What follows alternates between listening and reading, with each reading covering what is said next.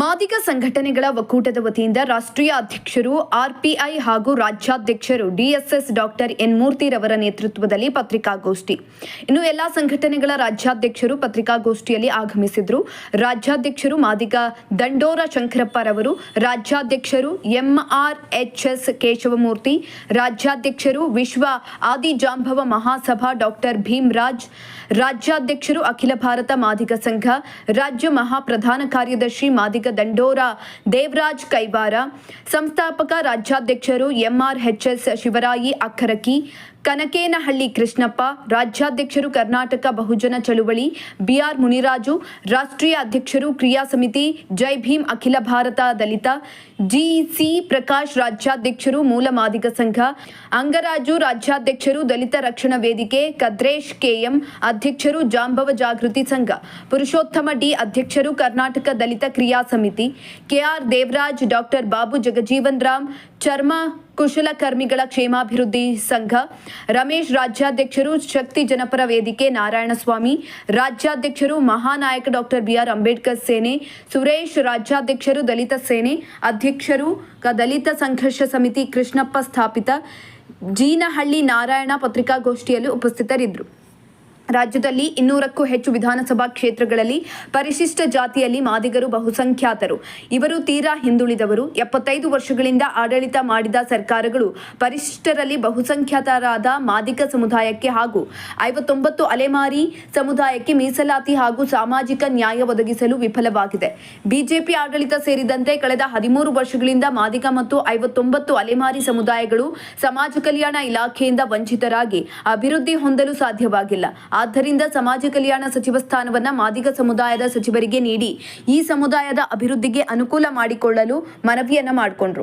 ಮಾದಿಗ ಸಮುದಾಯದ ಹಿರಿಯ ರಾಜಕಾರಣಿ 7 ಬಾರಿ ಸಂಸದರಾಗಿ 2 ಬಾರಿ ಕೇಂದ್ರ ಸಚಿವರಾಗಿ ಪ್ರಾಮಾಣಿಕ ಸೇವೆ ಸಲ್ಲಿಸಿದ ಸನ್ಮಾನ್ಯ ಶ್ರೀ ಕೆಎಚ್ ಮುನಿಯಪ್ಪರವರಿಗೆ ಉಪಮುಖ್ಯಮಂತ್ರಿ ಸ್ಥಾನ ನೀಡಿ ಸಮಾಜ ಕಲ್ಯಾಣ ಇಲಾಖೆಯ ಸಚಿವರನ್ನಾಗಿ ನೇಮಿಸಲು ಕಾಂಗ್ರೆಸ್ ಪಕ್ಷದ ವರಿಷ್ಠರಲ್ಲಿ ಮಾದಿಗ ಸಂಘಟನೆಗಳ ಒಕ್ಕೂಟ ಮನವಿ ಮಾಡಿಕೊಂಡಿದೆ. ಮಾದಿಗ ಸಮುದಾಯದ ಹಿರಿಯ ರಾಜಕೀಯ ಹಾಗೂ ಮುತ್ಸದ್ದಿ ನಾಯಕರಾದ ಸನ್ಮಾನ್ಯ ಶ್ರೀ ತಿಮ್ಮಾಪುರ್ ಅವರನ್ನ ಸಚಿವರನ್ನಾಗಿ ಮಾಡಿ ಪ್ರಬಲ ಖಾತೆ ನೀಡಲು ಆಗ್ರಹಿಸಿದೆ. ಈ ನಾಯಕರನ್ನೊಳಗೊಂಡಂತೆ ಮಾದಿಗ ಸಮುದಾಯಕ್ಕೆ ಒಟ್ಟು 3 ಸಚಿವ ಸ್ಥಾನ ನೀಡಿ ಸಂವಿಧಾನಾತ್ಮಕ ಪ್ರಾತಿನಿಧ್ಯ ಕಲ್ಪಿಸಿ ಸಾಮಾಜಿಕ ನ್ಯಾಯ ಪರಿಕಲ್ಪನೆಗೆ ಬೆಲೆ ನೀಡಲು ವಿನಂತಿಸಿದರು. ಅಲೆಮಾರಿ ಸಮುದಾಯಕ್ಕೆ ಪ್ರತ್ಯೇಕ ಮೊದಲು ಪ್ರಾತಿನಿಧ್ಯದ ಒಳ ಮೀಸಲಾತಿ ನೀಡಬೇಕು ಹಾಗೂ ಅಲೆಮಾರಿ ಸಮುದಾಯದ ಸಮಗ್ರ ಅಭಿವೃದ್ಧಿಗಾಗಿ ಪ್ರತ್ಯೇಕ ನಿಗಮ ಮಂಡಳಿ ಸ್ಥಾಪಿಸಿ ಈ ಸಮಾಜದವರನ್ನೇ ಅಧ್ಯಕ್ಷರು ಹಾಗೂ ಸದಸ್ಯರನ್ನಾಗಿ ನೇಮಿಸಬೇಕು. 56,000 ಹುದ್ದೆ ನೇಮಕಾತಿಗಳಲ್ಲಿ ಒಳ ಮೀಸಲಾತಿ ಕಲ್ಪಿಸಲು ಸರ್ಕಾರ ಜಾರಿ ಮಾಡಿರುವ ಆದೇಶದಲ್ಲಿನ ಎಸ್ಸಿ ಜನರಲ್ ಗೊಂದಲವನ್ನ ಸರಿಪಡಿಸಬೇಕು. ಎಸ್ಸಿ ಎಸ್ಪಿ ಟಿಎಸ್ಪಿಯ ಹಣ ವಿತರಣೆ ಹಾಗೂ ಯೋಜನೆಗಳಲ್ಲಿ ಒಳ ಮೀಸಲಾತಿ ಅಳವಡಿಸಲಿ. ಬಡ್ತಿ ಮುಂಬಡ್ತಿ ಜಿಬಿಎ ಸ್ಥಳೀಯ ಸಂಸ್ಥೆಗಳಲ್ಲಿ ಹಾಗೂ ವಿವಿಗಳ ನೇಮಕಾತಿಗಳಲ್ಲಿ ಮತ್ತು ಗುತ್ತಿಗೆ ನೇಮಕಾತಿ, ತಾತ್ಕಾಲಿಕ ಶಿಕ್ಷಕರು, ಪ್ರಾಧ್ಯಾಪಕರು ಹಾಗೂ ನೇಮಕಾತಿ ಸೇರಿದಂತೆ ಎಲ್ಲಾ ನೇಮಕಾತಿಗಳಲ್ಲಿ ಒಳ ಮೀಸಲಾತಿ ಅಳವಡಿಸಬೇಕು. ಶಿಕ್ಷಣ, ರಾಜಕೀಯ ಕ್ಷೇತ್ರದಲ್ಲಿ ಕಡ್ಡಾಯವಾಗಿ ಒಳ ಮೀಸಲಾತಿ ನೀಡಬೇಕು. ಒಟ್ಟಾರೆ ಎಲ್ಲೆಲ್ಲಿ ಮೀಸಲಾತಿ ಇದೆಯೋ ಅಲ್ಲಲ್ಲಿ ಒಳ ಮೀಸಲಾತಿ ಅಳವಡಿಸಿ ಸಂಪೂರ್ಣ ಒಳ ಮೀಸಲಾತಿ ಜಾರಿ ಮಾಡಿ ಸುಪ್ರೀಂ ಕೋರ್ಟ್ ಆದೇಶಕ್ಕೆ ಗೌರವ ನೀಡಲು ಆಗ್ರಹಿಸಿದರು. ಮಾದಿಗ ರಾಜ್ಯದ 200 ಕ್ಷೇತ್ರಗಳಲ್ಲಿ ಪರಿಶಿಷ್ಟ ಜಾತಿಗಳಲ್ಲಿ ಬಹುಸಂಖ್ಯಾತರಾದ ಸಮುದಾಯವನ್ನ ಕಡೆಗಣಿಸಿ ನಿರ್ಲಕ್ಷಿಸಿದ್ರೆ ಮುಂದಿನ 2028ರ ವಿಧಾನಸಭಾ ಚುನಾವಣೆ ಹಾಗೂ ಜಿಬಿಎ ಇತರೆ ಚುನಾವಣೆಗಳಲ್ಲಿ ಕಾಂಗ್ರೆಸ್ ಪಕ್ಷವನ್ನ ಸೋಲಿಸುವುದಕ್ಕೆ ಸಮುದಾಯ ಪಣ ತೊಟ್ಟಿದೆ. ಅಷ್ಟೇ ಅಲ್ಲದೆ ಈ ಎಲ್ಲ ಹಕ್ಕೊತ್ತಾಯಗಳು ಈಡೇರುವವರೆಗೂ ರಾಜ್ಯದಾದ್ಯಂತ ಜನಾಂದೋಲನ ಹೋರಾಟ ನಡೆಸಲು ಮಾದಿಗ ಸಂಘಟನೆಗಳ ಒಕ್ಕೂಟ ತೀರ್ಮಾನ ಕೈಗೊಂಡಿದೆ ಅಂತ ಪತ್ರಿಕಾಗೋಷ್ಠಿಯಲ್ಲಿ ತಿಳಿಸಿದ್ದಾರೆ. ಏನಂತಂದರೆ, ಸಾಮಾನ್ಯವಾಗಿ ದೇವರಾಜ ಸರ್ಕಾರದಿಂದ ಇಲ್ಲಿವರೆಗೂ ನೋಡ್ಕೊಂಡು ಬರ್ತಾ ಇದ್ದೀವಿ. ಈ ಏನು 2 ಸಮುದಾಯ ಇದೆ, ಅವ್ರಿಗೆ 2 ಕೊಟ್ಟರೆ ನಮ್ಗೆ 2 ಕೊಟ್ಟರೆ ಅವ್ರಿಗೆ 2 ಮಾಡ್ಕೊಂಡೇ ಬರ್ತಾ ಇದ್ದಾರೆ. ಸಿದ್ದರಾಮಯ್ಯ ಸರ್ಕಾರದಲ್ಲಿ ವ್ಯತ್ಯಾಸ ಮಾಡಿದ್ರು, ಅವರಿಗೆ ಜಾಸ್ತಿ ಕೊಟ್ಟರು, ನಮಗೆ ಕಡಿಮೆ ಕೊಟ್ಟರು. ಈ ರೀತಿ ವ್ಯತ್ಯಾಸಗಳು ಮಾಡ್ಕೊಂಡು ಬಂದು ನಮ್ಮ ಸಮುದಾಯವನ್ನು ಈ ಮೂಲೆ ಗುಂಪು ಮಾಡ್ತಕ್ಕಂಥ ಹುನ್ನಾರ ನಡೀತಾ ಇದೆ. ಅದರಿಂದ ಯಾವುದೇ ಸಂದರ್ಭದಲ್ಲಿ ಅಟ್ಲೀಸ್ಟ್ ಹಿರಿಯರು ಈ ಮೊನ್ನೆ ಬಂದಿರತಕ್ಕಂಥವ್ರ ಹೆಸರುಗಳು ಪ್ರಚಾರ ಮಾಡ್ತಾರೆ, ಅವ್ರಿಗೆ ಒಳ್ಳೆ ಖಾತೆ ಕೊಡ್ತಾರೆ.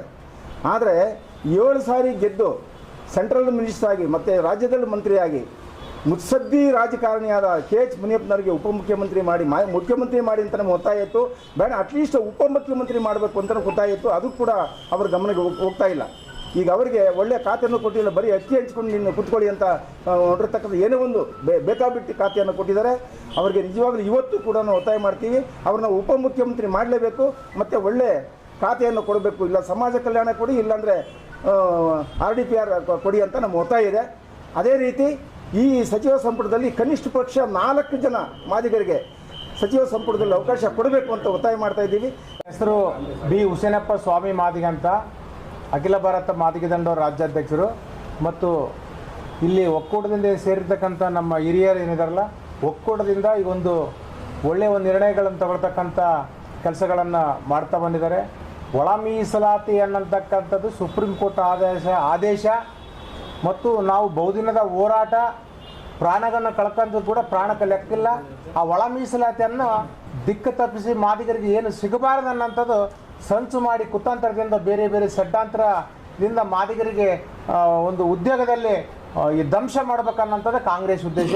ಅದಕ್ಕೆ ನಾನು ಹೇಳ್ತೀನಿ, ಯಾವ ಭಸ್ಮಸೂರ ನಾನು ಅಂತಿದ್ನೋ ಆ ಭಸ್ಮಸೂರ ತನ್ನ ತಲೆ ಮೇಲೆ ತಾನೇ ಕೈ ಇಟ್ಕೊಂಡು ಭಸ್ಮ ಆದ್ನಿನ ಅದರಂಗ ಕಾಂಗ್ರೆಸ್ದವರು ಮಾದಿಗರಿಗೆ ತುಳಿಬೇಕನ್ನಂತ ನಾನು ಅನ್ನೋ ಅಹಂಕಾರ ಇಟ್ಕೊಂಡ್ರೆ ನೀವು ಸರ್ವನಾಶ ಆಗೋದು ಕರೆಕ್ಟು. ಕರ್ನಾಟಕದ 35 ವರ್ಷಗಳ ಒಳ ಮೀಸಲಾತಿ ಚಳವಳಿ ಏನಿದೆ, ದಲಿತ ಚಳವಳಿಯ ಮುಂದುವರಿದ ಭಾಗವಾಗಿರ್ತಕ್ಕಂಥ ದಲಿತ ಚಳವಳಿ ಅಂತ ಕರೆಯಲ್ಪಡ್ತಕ್ಕಂಥ ಒಳ ಮೀಸಲಾತಿ ಚಳವಳಿ, ಅದು 35 ವರ್ಷಗಳ ಚಳವಳಿ. ಅದರ ಪ್ರಭಾವದಿಂದಲೇ ಸರ್ಕಾರಗಳು ಬದಲಾವಣೆ ಆಗಿದ್ದವು. BJP ಸರ್ಕಾರ ಬರೋದಕ್ಕೂ ಒಳ ಮೀಸಲಾತಿ ಚಳವಳಿಯ ಪ್ರಭಾವ ಕಾರಣ, ಕಾಂಗ್ರೆಸ್ ಸರ್ಕಾರ ಬರೋದಕ್ಕೂ ಕೂಡ ಒಳ ಮೀಸಲಾತಿ ಚಳವಳಿಯ ಪ್ರಭಾವ ಕಾರಣ. ಇವರು ಆಯ್ಕೆ ಆಗಬೇಕಾದ್ರೆ ಒಂದು ಮಾತು ಹೇಳ್ತಾರೆ, ಆಯ್ಕೆ ಆದಮೇಲೆ ಒಂದು ಮಾತು ಹೇಳ್ತಾರೆ. ಕಾಂಗ್ರೆಸ್ ಪಕ್ಷ 2023 ಚುನಾವಣೆಯಲ್ಲಿ ಪ್ರಬಲವಾಗಿ ಅಧಿಕಾರ ನಡೆಸೋದಕ್ಕೆ ಸಾಧ್ಯ ಆಗಿದ್ದು ಮಾದಿಗರ ವೋಟ್ ಬ್ಯಾಂಕು ಅವ್ರಿಗೆ ಸಪೋರ್ಟ್ ಮಾಡಿದ್ದಕ್ಕೆ ಅನ್ನೋದನ್ನ ಮರಿಬಾರ್ದು.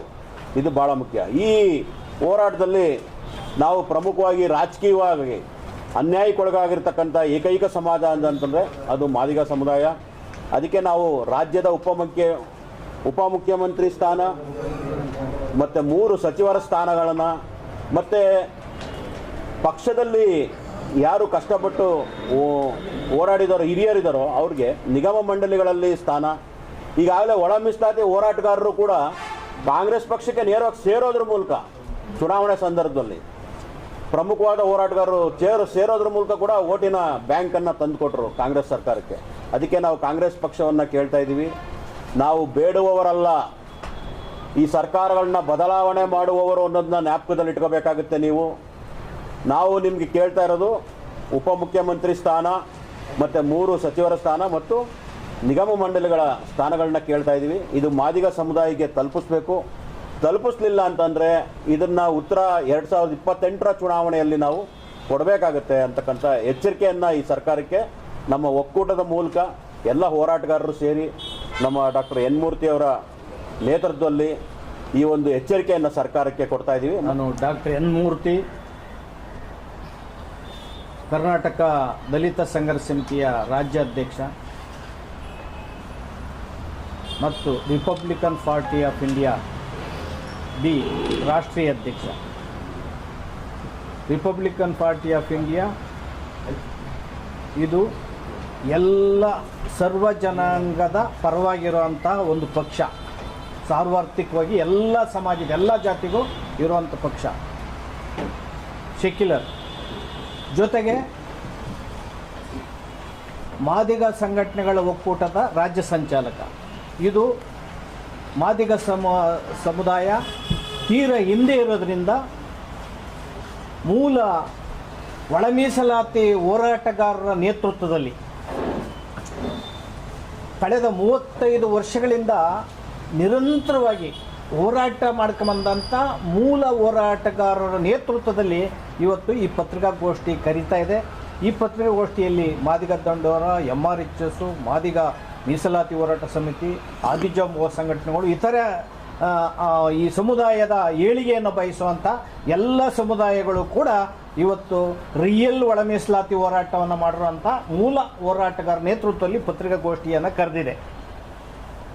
ಈ ದಿನ ಮಾದಿಗ ಸಮುದಾಯದ ನೋವನ್ನು, ಅವರ ಅಸ್ಮಿತೆಯನ್ನು ಉಳಿಸ್ಕೊಳ್ಳೋಕ್ಕೋಸ್ಕರ ಇವತ್ತು ಈ ಪತ್ರಿಕಾಗೋಷ್ಠಿ ಮತ್ತು ಈ ಒಗ್ಗಟ್ಟು ಅತ್ಯಂತ ಅನಿವಾರ್ಯ ಅನ್ನೋ ಮಾತನ್ನು ಈ ಸಂದರ್ಭದಲ್ಲಿ ಹೇಳೋಕ್ಕೆ ಇಚ್ಛಪಡ್ತಾ ಇದ್ದೀನಿ.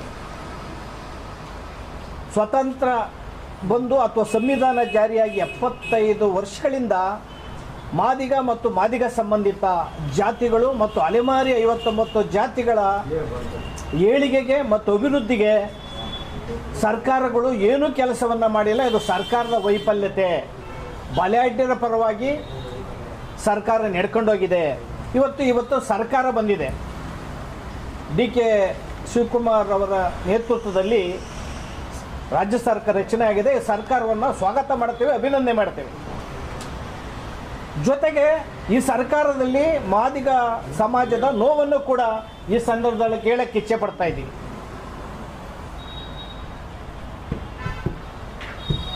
ಮಾದಿಗ ಹಿರಿಯ ಮುಖಂಡರುಗಳನ್ನು ತೀರ ಕಡೆಗಣನೆ ಮಾಡಲಾಗಿದೆ. ಮಾದಿಗ ಸಮಾಜದಲ್ಲಿ ತೀರ ಹಿರಿಯ ಮುಖಂಡರಾದಂಥ 7 ಸಾರಿ ಸಂಸದರಾಗಿ 2 ಬಾರಿ ಕೇಂದ್ರ ಸಚಿವರಾಗಿ ತೀರ ಅನುಭವಿ ಉಳ್ಳಂತಕ್ಕಂಥ KH ಮುನಿಯಪ್ಪನವರನ್ನು ತೀರ ಅವ್ರನ್ನ ಕಡೆಗಣಿಸಿ ಅವ್ರಿಗೆ ಇಷ್ಟ ಇಲ್ಲದಂಥ ಒಂದು ಖಾತೆಗೆ ತಳ್ಳಿದ್ದಾರೆ. ಅವ್ರಿಗೆ ಉಪಮುಖ್ಯಮಂತ್ರಿ ಮಾಡಬೇಕು ಅಂತ ಈ ಮೂಲಕ ಆಗ್ರಹವನ್ನು ಮಾಡ್ತಾ ಇದ್ದೇನೆ.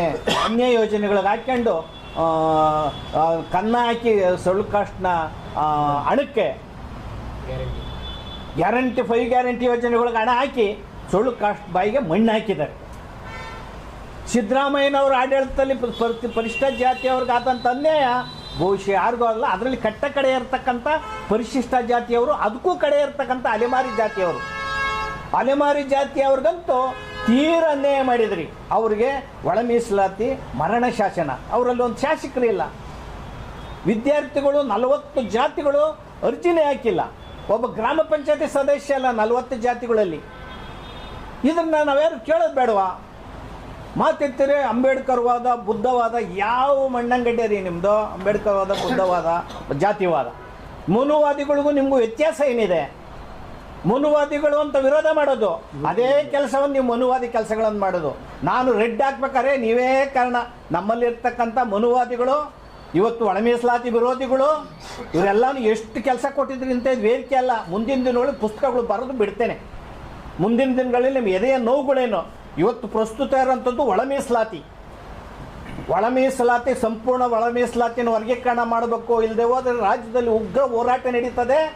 ಈ ಸಮಾಜ ಮಾದಿಗ ಸಮಾಜದಲ್ಲಿ ಒಂದು ಬೆಂಕಿಯ ಬುಗ್ಗೆ ನಿಗಿ ಆಗಿದೆ. ಬೆಂಕಿ ಚುನಾವಣೆ ಸಂದರ್ಭದಲ್ಲಿ ಆ ನಿಗಿ ಬೆಂಕಿ, ಆ ಬೆಂಕಿಗೆ ಕಾಂಗ್ರೆಸ್ ಆಹುತಿ ಆಗ್ತದೆ ಅನ್ನೋ ಮಾತನ್ನು ನಾನು ಹೇಳಕ್ಕೆ ಇಚ್ಛೆಪಡ್ತೀನಿ. ಕಾಂಗ್ರೆಸ್ಸು ಸಂಪೂರ್ಣ ಒಳ ಮೀಸಲಾತಿನ ವರ್ಗೀಕರಣ ಮಾಡಬೇಕು. ಜೊತೆಗೆ ಹಿರಿಯ ಸಚಿವರುಗಳಿಗೆ ಇನ್ನು 7-8-10 ದಿನದಲ್ಲಿ ಏನು ನೀವು ಸಚಿವ ಸಂಪುಟನ ಒಂದು ಮಾಡ್ತೀರಿ, ಅದರಲ್ಲಿ 3 ಸಚಿವರನ್ನು ಕೊಟ್ಟು ಪ್ರಬಲ ಮಾದಿಗ ಸಮಾಜದವ್ರಿಗೆ 3 ಸಚಿವರನ್ನು ಮಾಡಬೇಕು. ಮತ್ತು ಉಪಮುಖ್ಯಮಂತ್ರಿ ಸ್ಥಾನವನ್ನು ಕೊಡಬೇಕು. ಮತ್ತು ನಿಗಮ ಮಂಡಳಿಗಳಲ್ಲೂ ಕೂಡ ಪಾಪ ಅನೇಕ ಅವ್ರನ್ನ ದುಡಿಸ್ಕೊಂಡಿದ್ದೀರಲ್ಲ ಗುಲಾಮರ ಥರ ಅಲೆಮಾರಿಗಳಲ್ಲಿ ಮಾಡೋದ್ರಿಂದ ನಿಮ್ಮ ಕೈಲಿರೋದ್ರಿಂದ ಉಪಮುಖ್ಯಮಂತ್ರಿಯನ್ನಾದರೂ ಮಾಡಿ ಪ್ರಬಲ ಖಾತೆಯನ್ನು KH ಮುನಿಯಪ್ಪನವ್ರಿಗೆ ಕೊಡಿ ಅನ್ನೋ ಮಾತನ್ನು ಹೇಳೋದ್ರ ಮೂಲಕ RB ತಿಮ್ಮಾಪುರವರು ಹಿರಿಯ ಸಚಿವರು ಅವ್ರನ್ನೂ ಕೂಡ ಸಚಿವರನ್ನು ಮಾಡಿ ಪ್ರಬಲ ಖಾತೆಯನ್ನು ಕೊಡಬೇಕು. ಮತ್ತೊಬ್ಬರಿಗೆ ಈ ಸಮಾಜದಲ್ಲಿ ಸಚಿವರನ್ನು ಹಿರಿಯರನ್ನು ಗುರುತಿಸಿ ಮಾದಿಗ ಸಮಾಜಕ್ಕೆ 3 ಸಚಿವರನ್ನು ಕೊಡಬೇಕು. ಮತ್ತು ಅನೇಕರನ್ನು ಅಧ್ಯಕ್ಷರನ್ನಾಗಿ ಮಾಡಬೇಕು ಅನ್ನೋ ಮಾತನ್ನು ಈ ಸಂದರ್ಭದಲ್ಲಿ ಹೇಳಕ್ಕೆ ಇಚ್ಛೆ ಪಡ್ತೇವೆ. ಮತ್ತು ಈ ಪತ್ರಿಕಾಗೋಷ್ಠಿಯನ್ನು ಕರೆದಿದ್ದೇವೆ. ಇಷ್ಟ ಜಾತಿಯಲ್ಲಿ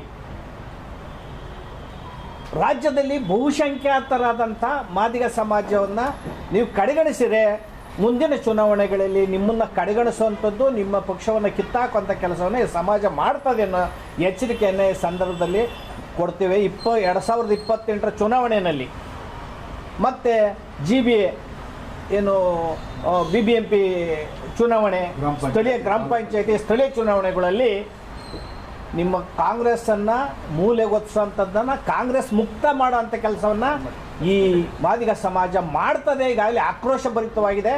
35 ವರ್ಷ ಹೋರಾಟ ಮಾಡಿದರೂ ಕೂಡ ನೀವು ಅವರ ಹೋರಾಟಗಳನ್ನು ವಿಫಲ ಮಾಡಿ ಪ್ರಬಲ ಜಾತಿಗಳು, ಪರಿಶಿಷ್ಟ ಜಾತಿಯಲ್ಲಿ ಇರ್ತಕ್ಕಂಥ ಪ್ರಬಲ ಜಾತಿಗಳು ಹೇಳಿದ ರೀತಿಯಲ್ಲಿ ಒಳ ಮೀಸಲಾತಿಯನ್ನು ವರ್ಗೀಕರಣ ಮಾಡಿ ಈಗ ಸಚಿವ ಸಂಪುಟದಲ್ಲೂ ಕೂಡ ಅವರು ಕಡೆಗಣಿಸಿ ತೀರ ಅಪಮಾನಕ್ಕೆ ಮತ್ತು ಅವಮಾನಕ್ಕೆ ದೂಡ್ತಾ ಇದ್ದೀರಿ. ಇದು ಸರಿಯಲ್ಲ ಅನ್ನೋ ಮಾತನ್ನು DK ಶಿವಕುಮಾರ್ ಅವರು ಮತ್ತು ಅವರ ಸರ್ಕಾರದಲ್ಲಿ ಹೇಳಕ್ಕೆ ಇಚ್ಛೆ ಪಡ್ತಾ ಇದ್ದೀವಿ.